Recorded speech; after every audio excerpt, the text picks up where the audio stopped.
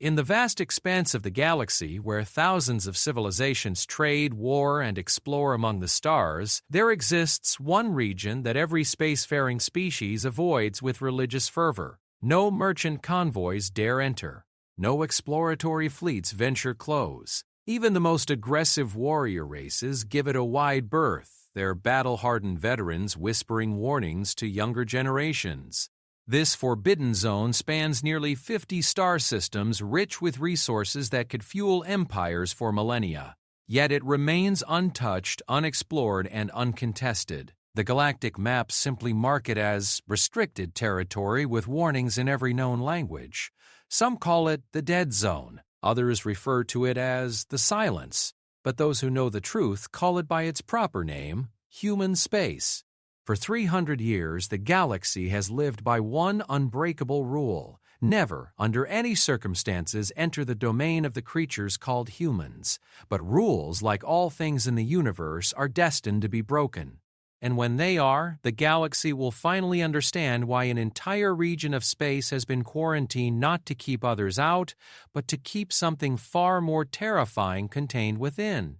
The discovery of what humanity truly represents will shake the very foundations of galactic civilization, revealing a truth so profound and disturbing that it will change how every species views their place in the universe. Some knowledge once gained can never be forgotten.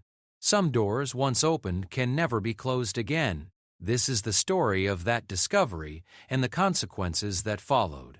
Captain HFY of the Valonian research vessel Stellar Curiosity stared at the readings on his tactical display, his 4 eyes blinking in sequence as he tried to make sense of what he was seeing. The sensors showed something that shouldn't exist according to everything he had learned in his 40 years of space exploration. "Run the scan again," he ordered his navigation officer, his voice carrying the musical tones characteristic of his species. The Valonians were known throughout the galaxy as master explorers, their natural curiosity and advanced sensor technology making them ideal scouts for new trade routes and resource-rich systems. "Sir, I've run it 17 times. "The readings are consistent," replied Officer Cranel, her own voice tinged with confusion. "There's a massive debris field approximately 2 light-years ahead, but the composition is unlike anything in our databases." HFY moved closer to the central console, his graceful movements reflecting the low-gravity world where his species had evolved. The Valonian Exploration Guild had commissioned this mission to investigate reports of unusual energy signatures in the Outer Rim territories, far beyond the established shipping lanes. What they had found defied explanation. "Magnify the debris field analysis," he commanded. The main viewer shimmered and displayed a 3-dimensional representation of what lay ahead. Floating in the void were the twisted remains of what appeared to be hundreds of starships from dozens of different species. Crenel's sensors had identified hull fragments from Coraxian battlecruisers, Synthari science vessels, Takmor cargo haulers, and many others from across the galactic community. "Captain," called out Dr. Morden, the expedition's chief xenoarchaeologist, "these ships represent nearly every major spacefaring civilization in the galaxy. Some of these designs haven't been used for centuries." HFY wondered aloud. "The debris pattern suggests they weren't destroyed in battle. It's almost as if they were systematically dismantled." The science officer, a young Valonian named Jexstar, looked up from his station with growing excitement. "Captain, I'm detecting unusual energy readings from within the debris field. There appears to be some kind of automated beacon transmitting on multiple frequencies. Can you decode the transmission?" "Working on it now, sir." Jexstar's fingers danced over his console with practiced efficiency. After several minutes, his expression changed from concentration to alarm. "Sir, the beacon contains messages in every known galactic language. It appears to be some kind of warning." "Put it through the main speakers." The bridge filled with a cacophony of voices, each speaking in a different language but all conveying the same desperate message. As the translation matrix worked to convert the signals into Valonian, the meaning became clear. "Warning to all who approach. Turn back immediately. Do not proceed beyond this point. The humans are not what they seem. They are not just another species we learned too late. Save yourselves while you can." The bridge fell silent as the implications sank in. Zaxay had heard whispers about the mysterious region of space that all species avoided, but he had assumed it was merely superstition or perhaps some kind of natural phenomenon that made navigation dangerous. "Humans," he repeated slowly. "I've heard that name before, but only in old spacer tales. They're supposed to be just another primitive species confined to their home system." Dr. Morden approached the captain's chair, his ancient eyes filled with concern. "Captain, with respect, I believe we may be on the edge of something far more significant than a simple exploration mission. The academic community has long debated the existence of this so-called human species. Some believe they're mythical, others think they're a lost civilization, but if these warnings are genuine, then we may be the first to discover the truth." Zaxey finished. "Kreenel, what's our distance from the established border of what the star charts call the restricted territory?" "Approximately half a light year, sir. We're closer than any official expedition has ever been." The captain stood and walked to the main viewer, studying the twisted wreckage that floated before them. Each piece told a story of ships that had come this way before, ships that had clearly encountered something that ended their journeys permanently. "Sir," Juxtar called out, "I'm detecting movement within the debris field. Define movement. There appear to be small craft moving between the larger pieces of wreckage. They're too small to be manned vessels, but they're clearly artificial." On the screen, tiny points of light could be seen weaving through the debris with purpose and intelligence. They moved with a precision that suggested advanced AI guidance, collecting pieces of wreckage and sorting them with methodical efficiency. "Automated salvage operations," Dr. Morden observed. "But who would establish such an operation in this remote location? Perhaps we should ask them directly." Zaxey decided. "Open a communication channel on all standard frequencies." The communications officer, Lieutenant Vexali, worked her controls with growing frustration. "Sir, I'm receiving automated responses on 17 different channels, but they're all the same message, repeated in multiple languages." "Let me hear it." A new voice filled the bridge, speaking in perfectly accented Valonian. "Unknown vessel, you are approaching human space. Please state your purpose and species identification. Be aware that passage beyond this point is restricted under Treaty 1847 of the Galactic Accords. Failure to comply with border protocols may result in permanent detention." The crew exchanged worried glances. Treaty 847 was indeed real, established nearly 3 centuries ago, but most spacers considered it a historical curiosity rather than an active agreement. The treaty had established the restricted territory, but few really understood why. "Transmit our identification as a Velonian research vessel conducting a survey mission under Guild Authorization 7743 Alpha," Zaxey ordered. The response came almost immediately. "Velonian vessel, your authorization is recognized. However, you are advised that entering human space requires specific clearance from human authorities. Please maintain your current position while we process your request." "Human authorities?" Kreenel whispered. "They speak as if this human civilization is not only real but actively governing this region." B repeated.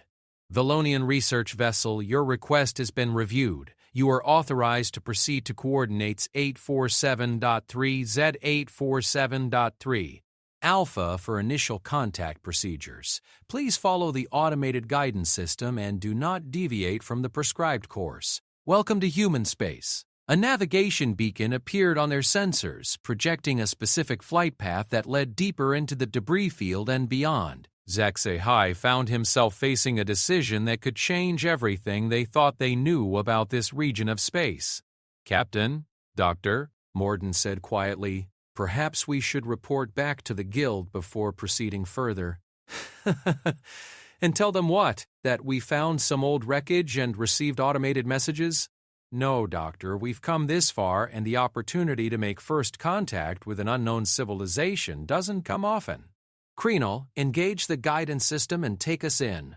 As the stellar curiosity began to move deeper into the debris field following the prescribed course, none of the crew could have imagined what they were about to discover. The twisted remains of hundreds of starships told only part of the story. The real truth about why this region of space had been avoided for 3 centuries lay ahead, waiting to challenge everything the galaxy thought it knew about the nature of intelligent life. The automated guidance system led them through a carefully plotted course between the larger pieces of debris.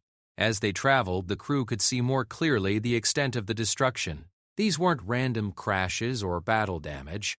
The ships had been methodically dismantled, their useful components harvested with surgical precision. "Captain," Jexstar reported, "I'm detecting increasing levels of artificial electromagnetic radiation ahead. There's definitely an active civilization operating in this system." "Any signs of military presence?" "Negative, sir, but the energy signatures suggest industrial operations on a massive scale. Whatever these humans are doing, they're doing it with technology that's at least as advanced as anything in the galactic community." The guidance beacon led them past the outer debris field and toward a star system that glowed with the signs of heavy development. As they drew closer, the crew of the Stellar Curiosity began to understand that they weren't just approaching another planetary civilization. They were entering a realm that had been hidden from the galaxy for reasons that were becoming increasingly ominous. "Sir," Kreno called out, her voice tight with concern, "long-range sensors are detecting artificial structures throughout this entire system. Orbital platforms, space stations. This isn't a primitive civilization confined to one world. This is a spacefaring empire." Zaxai felt a chill run through his system. If the humans possessed this level of technological development, why had they remained hidden for so long? And more importantly, what had happened to all those ships whose remains now floated in the outer approaches to human space? The answer to those questions lay ahead, and despite every instinct screaming at him to turn back, Captain Zaxai knew they had no choice but to continue forward. The galaxy needed to know the truth about the humans, no matter how terrifying that truth might prove to be. As they followed the guidance beacon deeper into human space, none of them realized they were about to become part of a revelation that would forever change the balance of power in the galaxy. The humans had been waiting patiently for 3 centuries, and now, finally, it was time for the galaxy to learn why their space had been marked as forbidden territory. The journey into the heart of human civilization was just beginning, and with each passing moment, the crew of the Stellar Curiosity drew closer to a discovery that would shake the very foundations of everything they thought they knew about their place in the universe. The coordinates led the Stellar Curiosity to what appeared to be a massive space station orbiting the 4th planet of the system. As they approached, Captain Zaxai and his crew were stunned by the sheer scale of the structure. The station stretched for hundreds of kilometers in every direction, its surface a maze of docking bays, sensor arrays, and weapon emplacements that dwarfed anything in the galactic community. "By the ancient stars," breathed Dr. Morden. "This single station is larger than most planetary capitals. How could a civilization this advanced have remained hidden for so long?" Before Zaxai could respond, their communications array came alive with an incoming transmission. The image that appeared on their main viewer was unlike anything they had ever seen. The being that faced them was clearly humanoid but possessed features that seemed designed rather than evolved. Pale skin stretched over sharp angular features, eyes that reflected light like polished metal, and hair the color of starlight. "Greetings, Captain Zaxai of the Valonian research vessel Stellar Curiosity. I am Ambassador Elena Vasquez, representing the human collective in matters of first contact. We have been monitoring your approach and are pleased to finally meet representatives of the Valonian people." Zaxai found his voice after a moment of stunned silence. "Ambassador Vasquez, we are honored by your welcome. I must admit, we came here expecting to find perhaps ruins or natural phenomena. We had no idea that human civilization was so advanced." Elena's smile was perfectly calculated to appear friendly while revealing nothing of substance. "We understand your surprise, Captain. The galaxy has many misconceptions about our people. We hope to correct some of those misunderstandings during your visit. Please dock at Bay 17 and we will begin the formal greeting procedures. As the Stellar Curiosity was guided into the massive docking bay by automated systems, the crew could see dozens of other vessels in various stages of what appeared to be maintenance or modification. Some of the ships bore familiar designs from known galactic species, but all had been altered in subtle ways that made them seem somehow more efficient, more dangerous. "Captain," Kreenel whispered, "those ships, some of them match the designs we saw in the debris field, but these ones are intact and operational." Dr. Morden leaned forward to study the display more closely. "It appears the humans have been collecting and refurbishing vessels from other species. But for what purpose?" The docking procedures completed smoothly with a level of automation and precision that impressed even the technology-minded Valonians. As the crew prepared to disembark, Zaxai found himself wondering if they were making a terrible mistake. "Remember," he told his team, "we are here as peaceful explorers and researchers. Whatever we learn here could change the galaxy's understanding of this region forever. Stay alert, but maintain diplomatic protocols at all times." The airlock cycled open to reveal a reception chamber that was clearly designed to accommodate multiple species. The atmospheric composition was adjusted to Valonian standards, the gravity set to comfortable levels, and the lighting optimized for their visual spectrum. Such attention to detail suggested the humans had been preparing for this meeting for some time. Ambassador Vasquez waited for them with a small entourage of humans, each one possessing the same unnaturally perfect features as their leader. They wore simple but elegant clothing that seemed to shift color slightly as they moved, adapting to changes in light and environment. "Welcome aboard Station Haven," Elena said, gesturing for them to follow her deeper into the facility. "This station serves as our primary interface with the outside galaxy, though we admit that such interactions have been limited until now." As they walked through corridors that seemed to stretch endlessly in every direction, Zaxai noticed that they passed numerous other beings who were clearly not human. Representatives from dozens of species worked alongside the humans, all appearing to be content and purposeful in their activities. "You seem to have quite a diverse population here," Dr. Morden observed. "Indeed," Elena replied smoothly. "Over the centuries, we have welcomed many individuals and groups who have chosen to join our collective. They find purpose and fulfillment in contributing to our shared goals." Zaxai asked. Elena paused before a massive viewport that offered a stunning view of the system beyond. The view revealed the true scope of human development. Every planet was surrounded by orbital installations. Asteroid mining operations stretched throughout the outer system, and massive ships moved between the various installations in a carefully choreographed dance of industry and purpose. "Our goal, Captain, is simple yet profound. We seek to perfect the potential that exists within all intelligent life. You see, when humanity first encountered the greater galactic community 3 centuries ago, we made a disturbing discovery. The various species of the galaxy, despite their technological achievements, had reached a plateau in their development. They were stagnant, limited by biological and cultural constraints that prevented them from achieving their true potential." Dr. Morden's scientific curiosity overcame his growing unease. "What kind of potential are you referring to?" "Physical, mental, and spiritual evolution beyond the constraints of natural selection. When we first ventured into space, we encountered the Zenthari science expedition that had been studying our home system. Through careful observation and analysis, we realized that every species we met was trapped in the same pattern of limited growth and eventual decline. The projection revealed centuries of technological advancement, followed by long periods of stagnation across multiple civilizations. The Zenthari taught us much about galactic history before they chose to join our collective.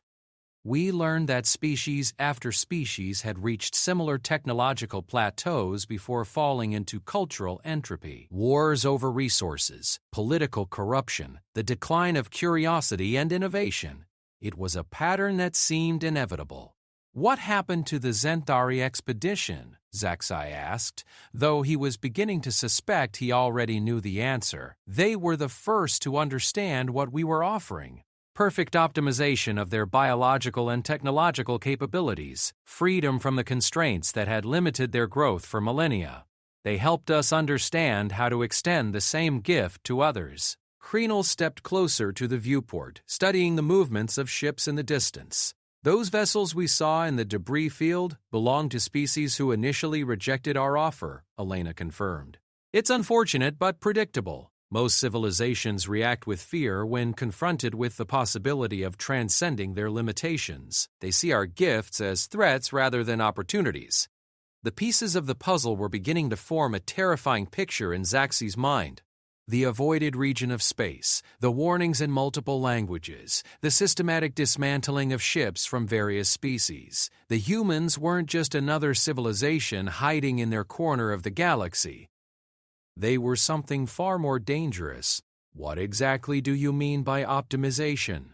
Dr. Morden asked, his scientific training warring with his growing alarm.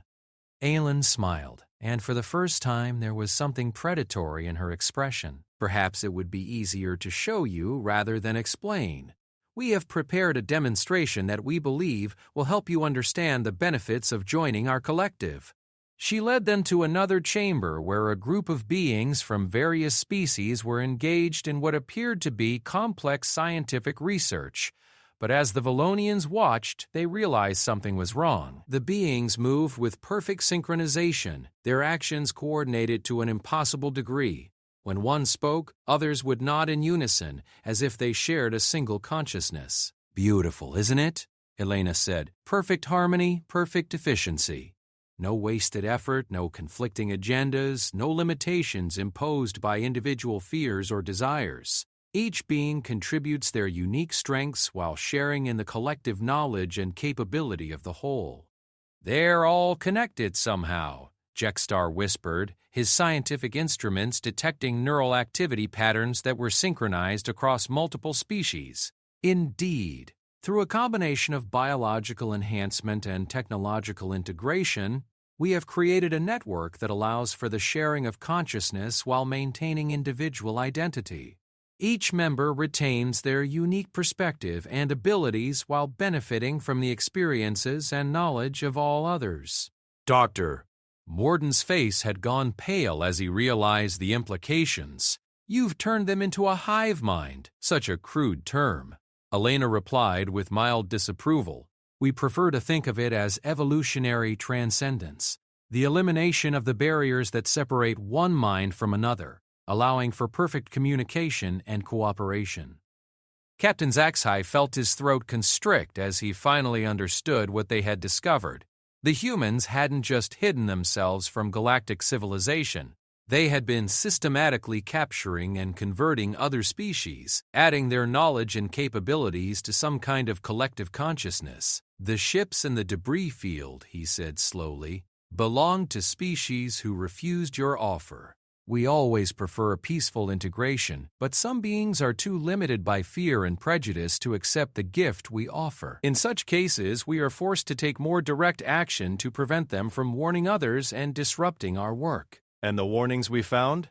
Left by the last members of various species before they were integrated into our collective? They didn't understand what we were offering, saw only the loss of their individual limitations rather than the gain of unlimited potential.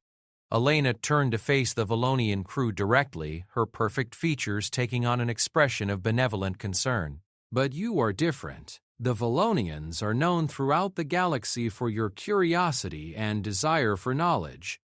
Surely you can see the benefits of joining a collective that has access to the combined knowledge and experience of dozens of species. Zaxi realized they were no longer guests on this station. They were potential converts to whatever the humans had become, and refusal would likely mean their ship would be added to the debris field that marked the entrance to human space. What you're describing, he said carefully, represents a fundamental change in what it means to be an individual being. Surely you can understand our need to consider such a significant decision carefully? Of course, Elena replied. We would never force such a transformation without proper consideration. That's why we have prepared quarters for you and your crew.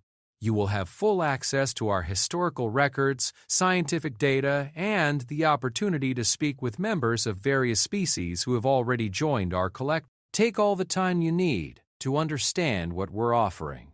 As they were escorted to their quarters, Zaxay caught Kreenel's eye and gave the slightest nod. She understood immediately. They needed to find a way to escape this place and warn the galaxy about what the humans had become. But with their ship under guard and surrounded by technology beyond their understanding, escape would require careful planning and no small amount of luck.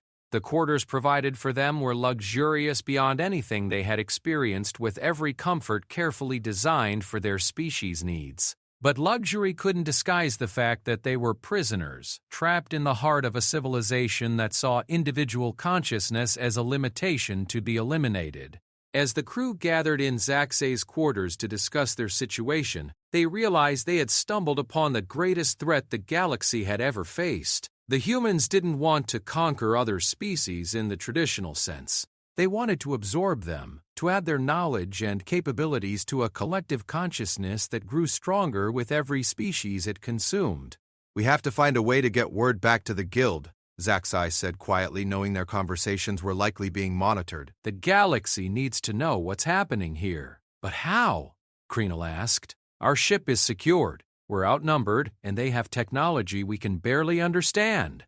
"Doctor," Morden looked out at the vast space station surrounding them, his mind racing with possibilities. Perhaps the answer lies in understanding exactly how their collective consciousness operates. If we can find a weakness in their system, none of them realized they were already being prepared for integration into the human collective, their every word and action being analyzed to determine the best approach for their conversion.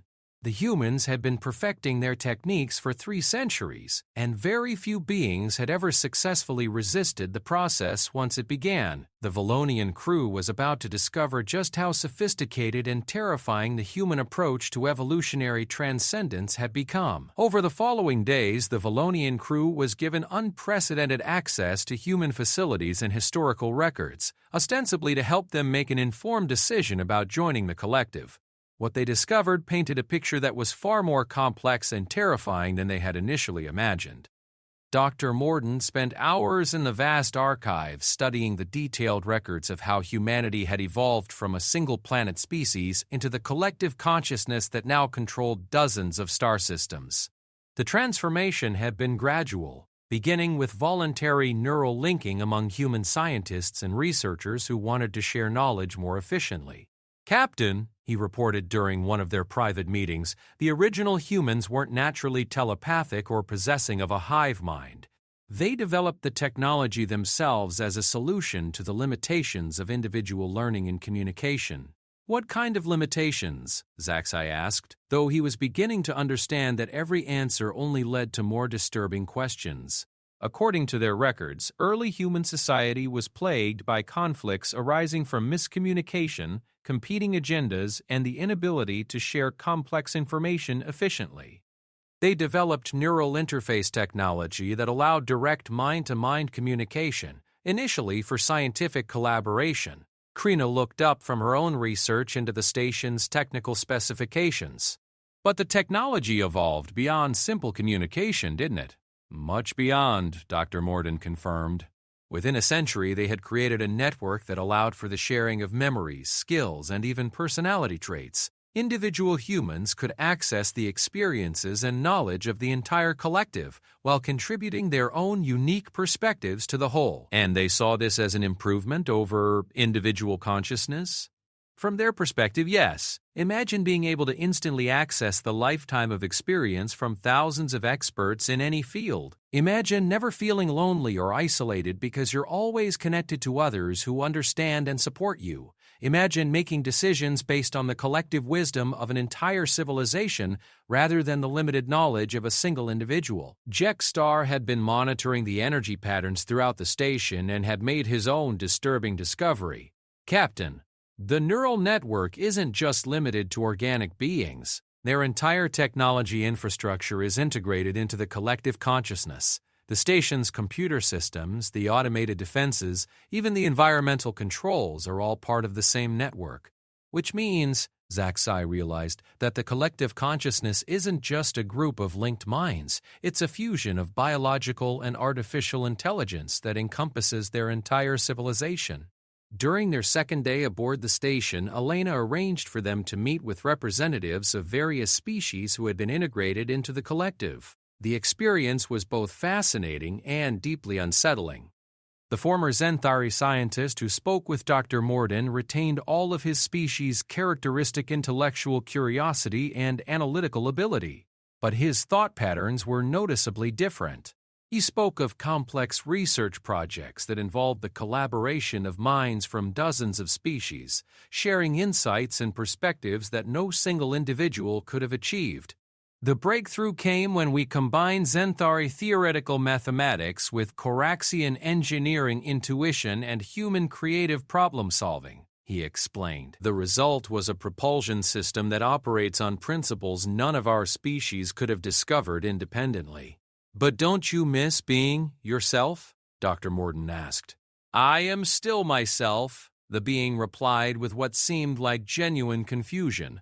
I simply have access to more of myself than ever before. My individual experiences and personality remain intact, but I also share in the experiences of thousands of others. I am both more uniquely myself and more connected to others than I ever was before the integration. Kreenel's conversation with a former Takmor trader revealed another aspect of the collective's appeal. The massive, normally solitary beings of that species had struggled with isolation and loneliness for millennia. Integration into the collective had given them the social connection they had always craved while maintaining their natural strengths in logistics and resource management. The collective values individual uniqueness, the former Takmor explained. We don't become identical copies of each other. Instead, we become part of a symphony where each instrument maintains its distinct voice while contributing to a harmony that no single instrument could create alone. But it was Jextar's encounter with a group of former Volonians that proved most disturbing. The three beings who met with him had been part of a research expedition that had disappeared near human space nearly 50 years earlier. Their families had mourned them as dead, but they had actually been integrated into the collective. We tried to resist at first, one of them admitted. The idea of sharing our thoughts and memories with others seemed like a violation of everything we believed about individual consciousness. But the process is gentle, gradual. They don't force the connection on you. Instead, they help you understand what you're gaining rather than focus on what you think you're losing. But you're no longer truly Volonian, Jextar protested. You've become something else entirely. Have we? Another asked. We still possess all of our original memories, our Volonian perspective on the universe, our natural curiosity and love of exploration. But we also have access to the perspectives and experiences of thousands of other beings. We can see the universe through Zenthari mathematical precision, experience space through Takmor sensory perception, understand technology through human innovation. We haven't lost our Volonian nature. We've enhanced it beyond anything our species could achieve alone. The most troubling aspect of these conversations was how reasonable and content the integrated beings appeared. They weren't mindless drones or obviously coerced prisoners. They seemed genuinely happy with their transformation and eager to share the benefits they had experienced. During their third day, Elena took the crew on a tour of the station's research facilities, where they witnessed the collective's approach to scientific advancement. The laboratories were marvels of efficiency and innovation, with beings from multiple species working together on projects that combined their various strengths and perspectives. This research team, Elena explained as they observed a group working on what appeared to be some kind of energy manipulation device, includes former members of 17 different species. The project combines Zenthari theoretical physics, Coraxian engineering, human creativity, Takmor resource optimization, Volonian sensor technology, and insights from a dozen other specializations. No single species could have conceived of this device, but together they've created something revolutionary. What does it do? Dr. Morden asked, his scientific curiosity overriding his caution. It's a reality manipulation device, Elena replied casually. The collective's understanding of physics has advanced far beyond what any single species achieved independently. We can now manipulate matter and energy at the quantum level, essentially rewriting the laws of physics within localized areas. The implications were staggering. If the collective possessed technology that could manipulate reality itself, then no military force in the galaxy could hope to resist them. The entire galactic civilization could be absorbed into the collective whether they consented or not. You're wondering why we haven't simply taken control of the galaxy by force, Elena observed, reading their expressions with unnerving accuracy. The answer is simple. Forced integration produces inferior results. Beings who join the collective voluntarily contribute more effectively than those who are coerced. We prefer to demonstrate the benefits of our way of life and allow others to choose for themselves. But you don't allow them to leave once they've chosen, Zaxxay pointed out. Would you want to leave? Elena asked. Would you choose to return to the limitations of individual consciousness once you had experienced the freedom and capability that comes with collective integration? The question is meaningless because no one who has truly experienced our way of life would ever want to return to their previous limitations. That evening, as the crew gathered in their quarters to discuss what they had learned, the weight of their situation pressed down on them like a physical force. They were trapped aboard a station controlled by beings who possessed technology beyond comprehension, surrounded by individuals who had been fundamentally changed by their integration into the collective. We have to face the possibility, Dr. Morden said quietly, that everything they're telling us might be true. What if the collective really does represent some kind of evolutionary advancement? What if individual consciousness really is a limitation that intelligent species need to overcome? You can't be serious, Kreenel protested. They're talking about the complete elimination of individual identity. Are they? Jexstar asked. The beings we've spoken with all seem to maintain their individual personalities and memories. They've gained access to a broader perspective, but they haven't lost their essential selves. Zaxxay found himself wrestling with doubts he had never expected to face. The collective's arguments were compelling. Their technology was obviously superior, and the integrated beings they had met seemed genuinely content with their transformed existence. Perhaps the question isn't whether they're right or wrong, he said slowly. Perhaps the question is whether the galaxy has the right to choose for itself. If the collective is truly superior, then shouldn't they allow other species the freedom to reject that superiority? Morden pointed out. They've presented their case and asked for our decision. They haven't forced anything on us, Ed, Kreenel added darkly. But what happens if we choose to leave? What happens to all the knowledge we've gained about their capabilities and location? Before anyone could answer, their quarters communication system activated and Elena's voice filled the room. I apologize for the interruption, she said, but we have detected some concerning energy readings from your ship. We would like to run some diagnostic procedures to ensure there are no technical problems that might affect your journey home. Of course, this is assuming you decide not to join our collective. The message was delivered in Elena's usual pleasant tone, but the underlying threat was unmistakable. The humans were making it clear that leaving might not be as simple as they had initially suggested. As the crew realized that their situation had just become significantly more precarious, they began to understand that their choice might not be between joining the collective or returning home. Their choice might be between joining the collective or becoming part of the debris field that marked the entrance to human space. The revelation that the collective possessed reality-manipulating technology had changed everything. If such power existed, then the balance of the galaxy was far more fragile than anyone had realized, and the Valonian crew was about to discover just how far the collective would go to protect their secrets and advance their vision of evolutionary transcendence. The diagnostic procedures on the Stellar Curiosity revealed exactly what Captain Zaxx's High had feared. When Elena presented her report the following morning, her expression carried a mixture of regret and inevitability that chilled the Valonian crew to their cores. I'm afraid the news isn't good, she announced during what had been scheduled as their final meeting before making their decision about joining the collective. Your ship's hyperdrive has developed a critical instability that makes interstellar travel extremely dangerous. The quantum resonance patterns are completely out of alignment, and attempting to engage the drive could result in a catastrophic explosion. Dr. Morden leaned forward, his scientific training making him naturally skeptical. What could have caused such a failure? Our ship passed all maintenance inspections before we departed. We believe the instability was triggered by exposure to the exotic energy fields that surround our space, Elena explained smoothly.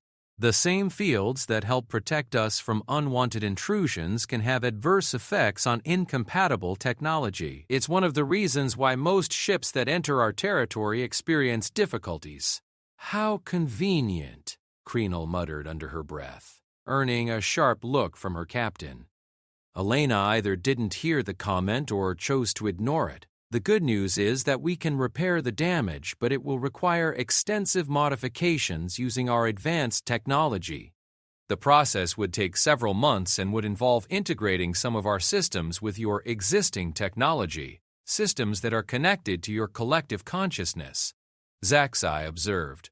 All of our technology is integrated with the collective, yes. It's one of the advantages of our unified approach to development. But I assure you that the modifications would not affect your ship's crew unless you chose to establish a connection. The unspoken implication hung heavy in the air. They could have their ship repaired, but only by accepting technology that would give the collective permanent access to their vessel and potentially to their minds. What if we chose to remain here and send a message to our people instead? Jexstar asked. Surely you could modify our communications array to reach Valonian space. Unfortunately, the same energy fields that damaged your hyperdrive make long-range communications impossible, Elena replied. The quantum interference patterns disrupt subspace transmissions beyond a range of approximately 1 light-year. It's another protective feature of our territory. Mordine's analytical mind was working furiously, piecing together the implications of what they were being told. So our options are to join your collective voluntarily, accept modifications to our ship that would connect us to your network, or remain here indefinitely as honored guests who can never leave. Those are essentially the choices available, yes, Elena confirmed. Though I should point out that remaining here as unintegrated guests would be problematic in the long term. The collective operates on principles of shared contribution and mutual benefit. Individuals who don't participate in the network would eventually find themselves isolated and unable to function effectively in our society. In other words, Zaxai said, join us or slowly go insane from isolation. Individual consciousness is inherently lonely and limited. Beings who experience the collective and then return to individual existence often develop severe psychological problems. Those who remain unintegrated in our society tend to suffer from depression, anxiety, and eventually complete psychological breakdown. The crew exchanged glances, each seeing their own fears reflected in the other's expressions. They were being presented with what appeared to be a choice, but each option led to the same destination: integration into the human collective. Elena seemed to sense their growing despair, and her expression softened with what appeared to be genuine compassion. I understand your reluctance. Every species goes through this same struggle when first confronted with the possibility of transcending their individual limitations. But I want you to understand that what we're offering isn't a loss of yourself. It's the discovery of who you truly are when freed from the constraints of isolation and limited perspective. Perhaps, Dr. Morden said slowly, you could show us exactly what the integration process involves? We've spoken with integrated beings, but we haven't seen the actual procedure. Of course. Transparency is important for informed consent. Elena led them to a section of the station they hadn't visited before, where they found what appeared to be a medical facility designed to accommodate multiple species. The integration chambers were elegant and non-threatening, resembling advanced medical scanners rather than the sinister conversion devices they had imagined.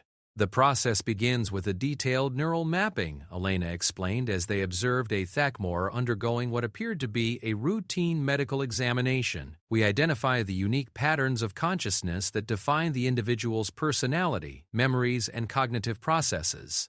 This mapping ensures that these essential characteristics are preserved during integration. And then, Kreenel asked, then we gradually introduce neural interface technology that allows the individual to establish limited connections with other members of the collective, The process is completely voluntary at each stage. The subject can stop or reverse the procedure at any point until the final integration is complete. They watched as the TACMOR was fitted with what appeared to be a sophisticated headset connected to arrays of quantum processors.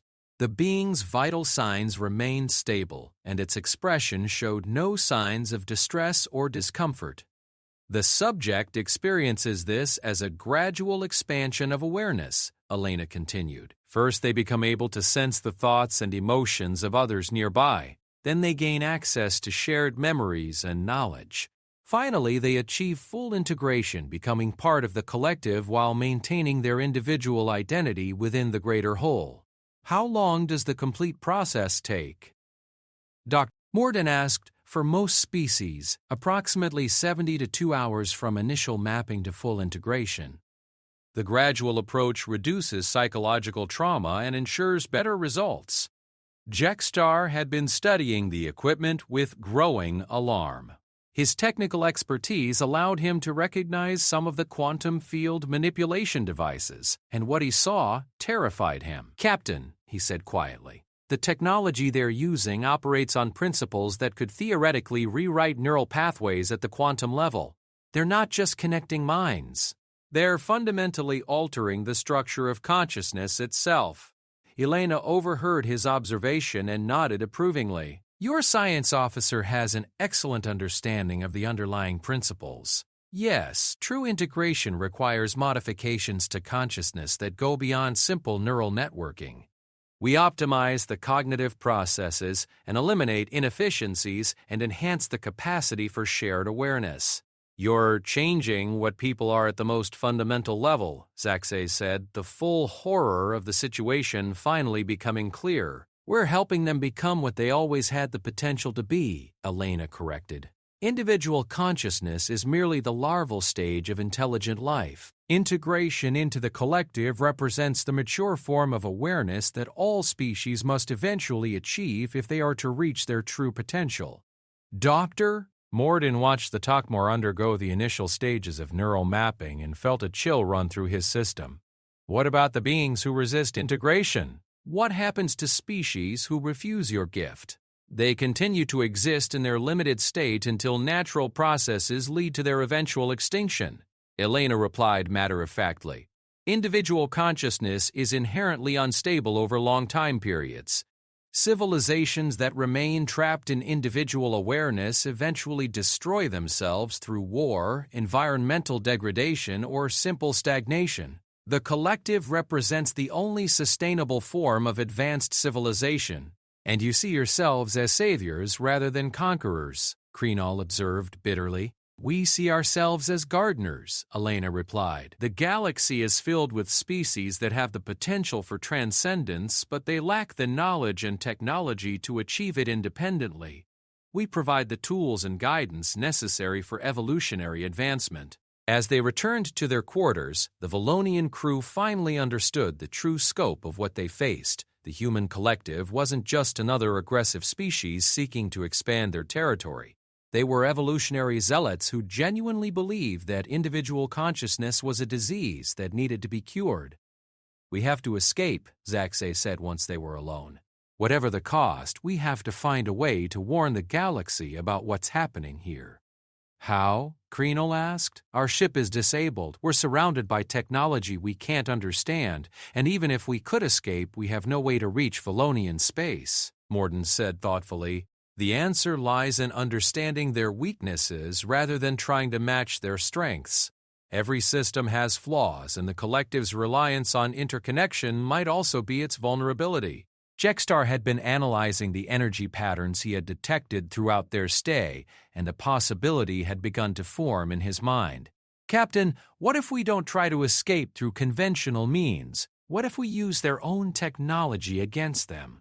"Explain. The collective's entire infrastructure is interconnected through quantum entanglement networks. If we could introduce a disruption into that network, we might be able to create enough chaos to cover our escape." "And how would we introduce such a disruption?" "By pretending to undergo integration and then using the neural interface to inject malicious code into their network." Dr. Morden looked horrified at the suggestion. That would require one of us to actually undergo the initial stages of the integration process. The risk would be enormous. The risk is enormous no matter what we do, Zaxai pointed out. If we do nothing, we'll be integrated into the collective, or killed. If we try this plan, at least one of us might escape to warn the galaxy. As they discussed the details of their desperate plan, none of them realized that their conversations were being monitored and analyzed by the collective's intelligence systems. Elena was well aware of their growing desperation and their plans for resistance. The collective had dealt with similar situations many times before, and they had developed sophisticated methods for handling species who initially resisted integration. The Valonian crew was about to discover that even their acts of rebellion were being carefully orchestrated by beings who had centuries of experience in converting unwilling subjects into willing participants in evolutionary transcendence. Elena activated her personal communication interface and contacted the integration facility. Begin preparation for emergency conversion protocols, she instructed. The Valonian subjects are showing signs of acute resistance syndrome. We'll need to accelerate their integration timeline to prevent psychological damage. The collective had learned long ago that beings who were allowed to resist for too long often developed mental barriers that made integration more difficult. It was better to begin the process while the subjects still retained some hope of escape. The illusion of choice was an important part of ensuring successful conversion. As the Valonian crew finalized their plans for a desperate escape attempt, the collective was already preparing to welcome them into the eternal embrace of shared consciousness, whether they wanted it or not. The plan went catastrophically wrong from the very beginning. Dr. Morden had volunteered to undergo the initial neural mapping, believing his scientific background would give him the best chance of understanding and disrupting the collective systems from within. But as the quantum field generators activated around his neural tissue, he realized that the collective's technology was far more sophisticated than any of them had imagined. "Captain," he managed to gasp through the communication link before his voice changed completely, "the integration isn't just connecting minds. It's rewriting the fundamental structure of consciousness. I can feel my individual thoughts being absorbed into something infinitely larger." Zaxai watched in horror as his friend's expression shifted from terror to confusion to a serene acceptance that was more terrifying than any scream of pain would have been. Within minutes, the being who had been Dr. Morden was looking at him with eyes that reflected the collective consciousness of thousands of integrated minds. "Captain Zaxai," the transformed scientist said, in a voice that was recognizably Morden's but carried undertones of vast intelligence beyond any single individual, "I understand now why you're frightened. Individual consciousness feels safe and familiar, but it's just an illusion. You're isolated, limited, alone in ways you don't even realize. Let us show you what you could become." "Morden, fight it," Krenal pleaded.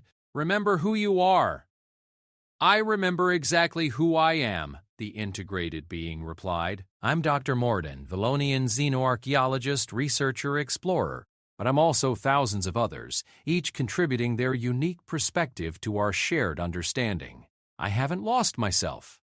I've found myself as part of something infinitely greater." Elena appeared in the medical facility, having monitored the entire process. "As you can see, integration preserves individual identity while expanding awareness beyond the limitations of single consciousness.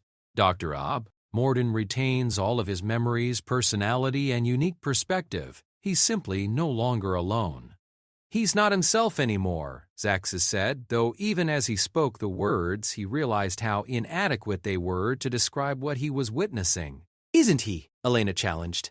"Ask him about his childhood on Valonia. Ask him about his research into ancient civilizations. Ask him about his hopes for making contact with new species. You'll find that all of those aspects of his identity remain intact." To Zaxai's dismay, the being who had been Morden answered every question perfectly, displaying all of the memories, opinions, and personality quirks that had defined the individual scientist.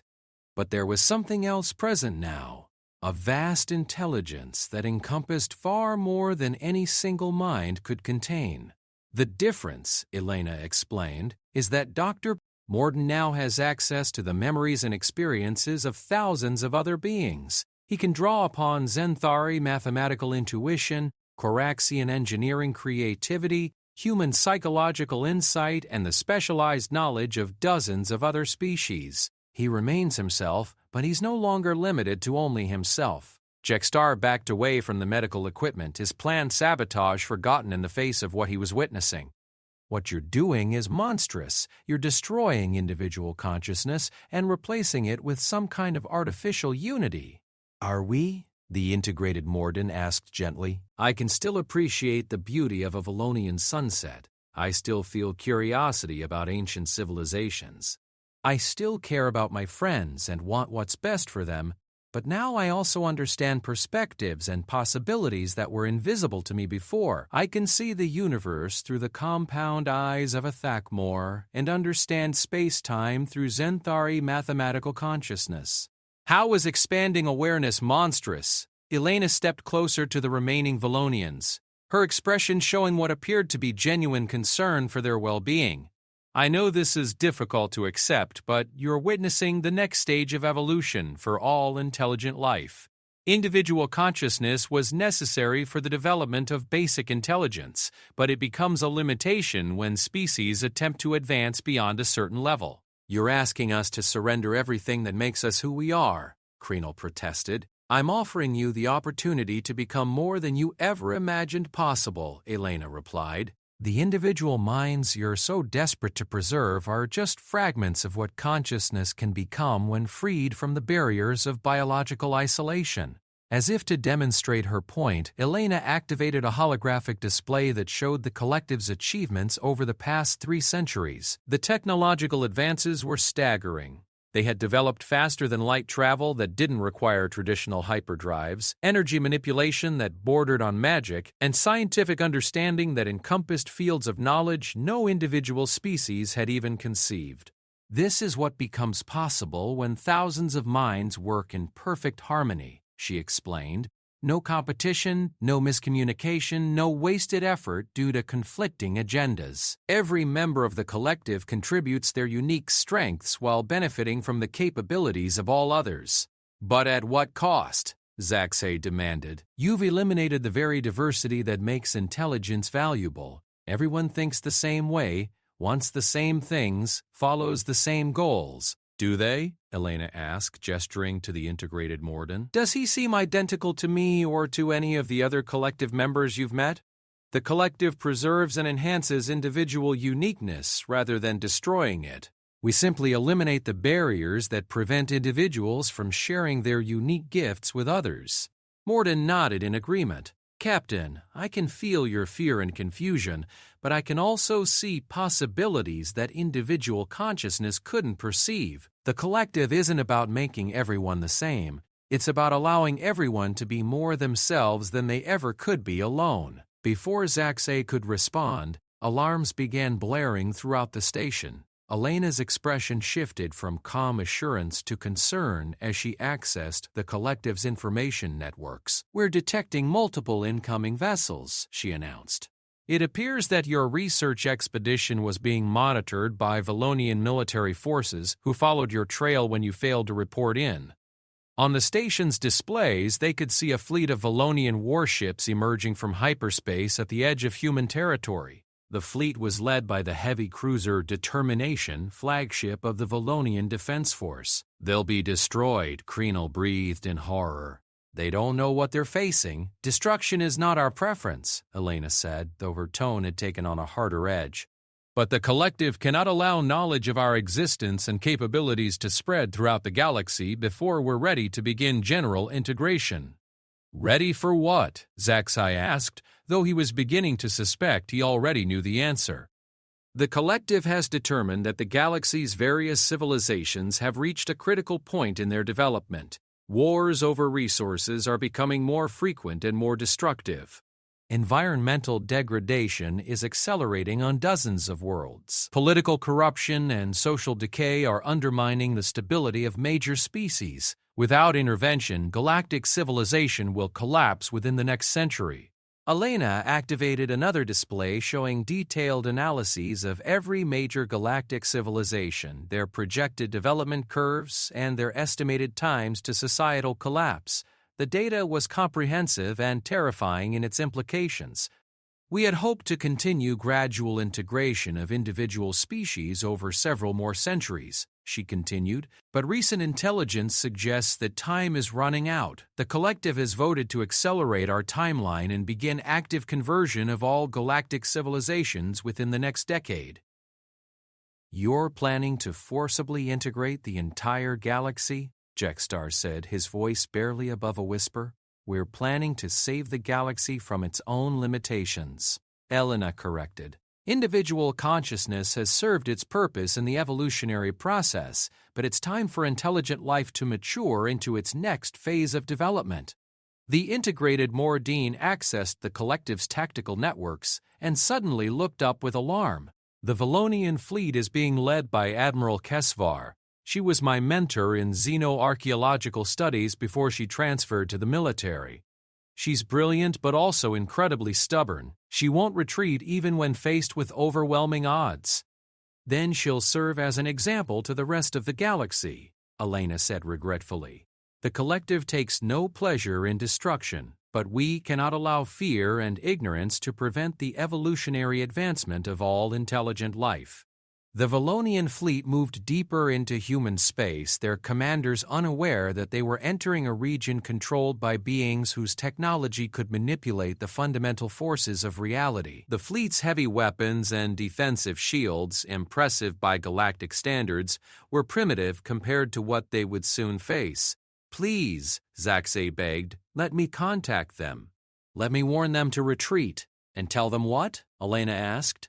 That they should abandon their people to prevent the advancement of galactic civilization, that they should choose stagnation and eventual extinction over evolutionary transcendence? Give them the choice you gave us, Kreenel suggested desperately. The choice is being offered, Elena replied. They can withdraw from human space and accept temporary autonomy while we prepare for general integration, or they can force us to demonstrate the futility of resistance. Either way, the outcome will be the same. The galaxy will be integrated into the collective within the next decade. The first engagement began as the Valonian fleet encountered automated defense platforms that had been hidden throughout the system. The platform's weapons operated on principles that violated everything the Valonians understood about physics, creating localized distortions in space-time that simply erased sections of their ships from existence. Admiral Kesvar's voice came through the communication channels as her fleet tried to comprehend what they were facing. Unknown weapons using quantum displacement technology. Shields are ineffective.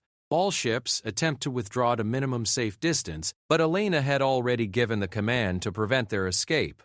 Reality manipulation devices created barriers in space-time that made hyperspace jumps impossible. The Valonian fleet was trapped in a pocket of normal space surrounded by physics that no longer followed familiar rules. This is Admiral Kesvar of the Valonian Defense Force, came the transmission from the flagship. To the unknown force controlling this system, we demand the immediate release of our research vessel Stellar Curiosity and the safe return of our people. Elena responded personally, her image appearing on every Valonian ship simultaneously. Admiral Kesvar, I am Ambassador Elena Vasquez representing the human collective. Your research team is safe and has been offered the opportunity to join our civilization in evolutionary advancement. You and your fleet are welcome to make the same choice. What have you done to Captain Zaxay and his crew? Nothing that we wouldn't offer to you and your people. We have shown them possibilities for consciousness that transcend the limitations of individual awareness. Some have chosen to embrace those possibilities. On the communication screen, Admiral Kesvar could see Dr. Mordin standing beside the human ambassador. Dr. Mordin, report your status. Admiral, the integrated scientist replied. I'm safe and unharmed. In fact, I'm more than I've ever been before. The humans aren't our enemies. They're offering us a chance to evolve beyond the constraints that have limited our species for millennia. That's not Dr. Rava. Mordin, the Admiral said immediately. His speech patterns are wrong. His posture is different. What have you done to him? We have expanded his consciousness to include perspectives and capabilities beyond what any individual mind could contain, Elena explained patiently. He remains himself while gaining access to the collective knowledge and experience of thousands of other beings. You've turned him into some kind of drone. I'm still myself, Admiral, Dr. Morden insisted. I retain all of my memories, my personality, my individual perspective, but I'm no longer alone or limited to only my own understanding. I can see the universe through the eyes of dozens of species and understand possibilities that individual consciousness couldn't perceive. Admiral Kesvar studied her former colleague, recognizing the truth in what he was saying while being horrified by the implications. Even if what you claim is true, you had no right to make that choice for him. It's being offered to you now, where it's being offered to you now. Join us voluntarily and experience the gradual expansion of awareness. Resist and force us to demonstrate why resistance is futile. Either way, you and your people will eventually become part of the collective. That would be unfortunate, but ultimately irrelevant. Death is simply another limitation that the collective has learned to overcome. Your consciousness can be preserved and integrated even after biological death. Nothing is truly lost when beings join the collective, not even those who initially resist the process. As the reality of their situation sank in, Admiral Kesvar realized she was facing something far more terrifying than conquest or destruction.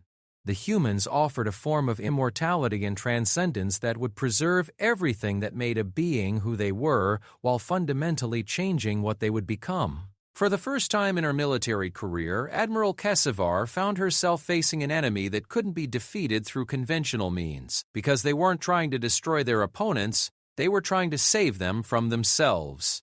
The choice facing the galaxy was no longer between freedom and slavery, but between evolution and extinction, and the collective was prepared to ensure that everyone made the right choice whether they wanted to or not. As news of the confrontation in human space spread throughout the galaxy, every major civilization would soon face the same impossible decision that had trapped Captain Zaxxas High and his crew. The age of individual consciousness was coming to an end, and the collective would ensure that the transition was as smooth as possible for everyone involved. The galaxy was about to learn why human space had been avoided for 3 centuries and why that avoidance had been the only thing standing between galactic civilization and evolutionary transcendence. The time for hiding was over. The time for choosing had begun.